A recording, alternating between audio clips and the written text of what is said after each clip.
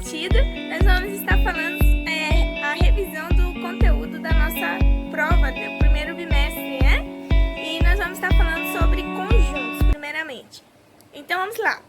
O que é conjunto? Conjunto é a reunião de vários elementos. A gente pode separar os conjuntos sendo eles unitário, quando ele possui um único elemento, conjunto vazio, quando não possui nenhum elemento, e a partir de então outros tipos de conjunto. Por exemplo, nós podemos definir como conjunto dos números naturais, onde temos os elementos 0, 1, 2, 3 e assim sucessivamente. Os naturais, sem ser incluso o zero, que no caso seria o n com o símbolo asterístico, e aí entraria os números positivos acima de 1.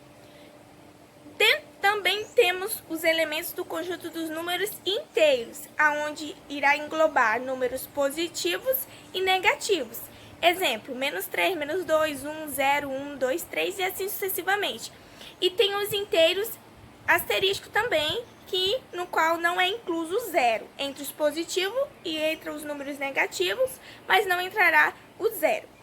Depois do conjunto dos números inteiros, irá abrir um pouquinho mais o leque. Já começaremos a colocar o conjunto dos números racionais, aonde irá adentrar positivos, negativo, entrará também números em que o decimal ele é exato.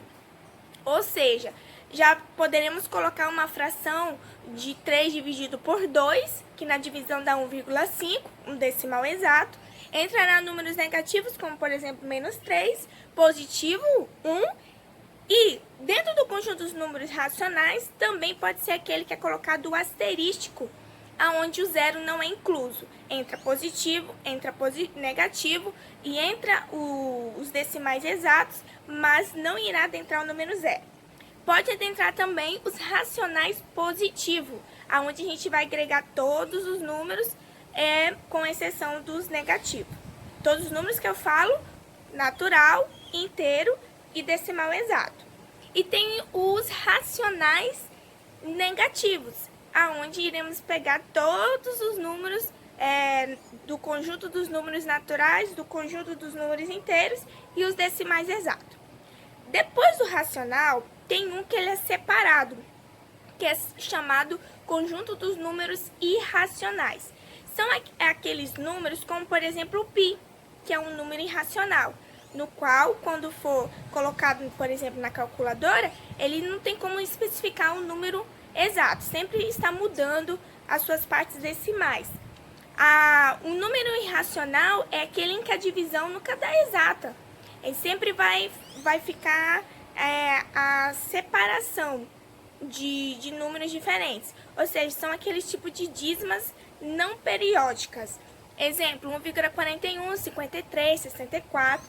São números em que os decimais são diferentes. Assim, faz parte do conjunto dos números irracionais. Para englobar todos esses números, está incluso o conjunto dos números reais, aonde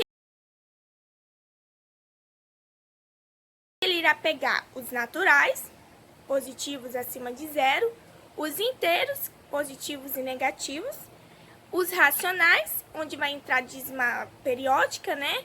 E também o decimal exato, e engloba tudo.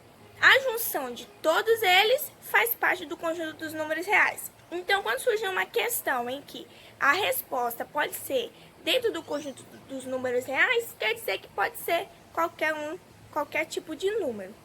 Ok? Então, essa é a nossa primeira parte. Agora, adentrando dentro dos conjuntos. Os conjuntos, eles podem ser representados pelo diagrama de Venn, né?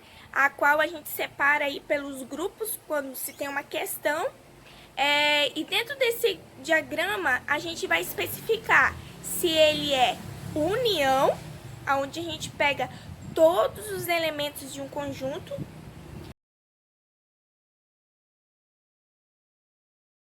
ou se ele é interseção, onde a gente coloca os dois pontos em comum que tem naquele conjunto, ou se ele é a diferença. Por exemplo, se eu tenho um grupo A e um grupo B, aí a diferença é saber diferenciar quem faz parte do grupo A e quem não faz parte do grupo B. Ou seja, se eu fosse fazer A menos B, seria todos os elementos do conjunto A que não está inserido no conjunto B.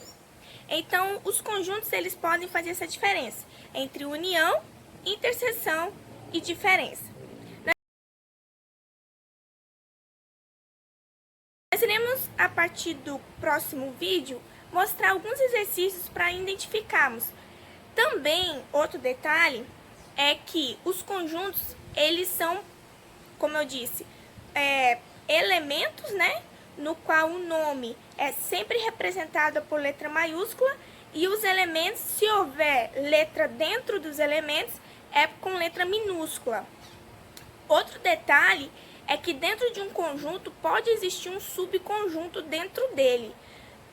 Para que possa ocorrer esse subconjunto, tem que existir as chaves para ir dentro de outras chaves para que possa identificar esse subconjunto.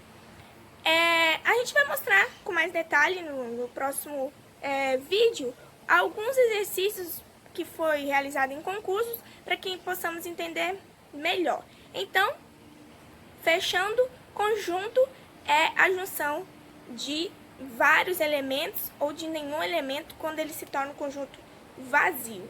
Unitário quando é um único conjunto e vários elementos quando ele pode ser definido entre natural, inteiro, racional, irracional ou real. Se você gostou, deixe seu like, compartilha, coloca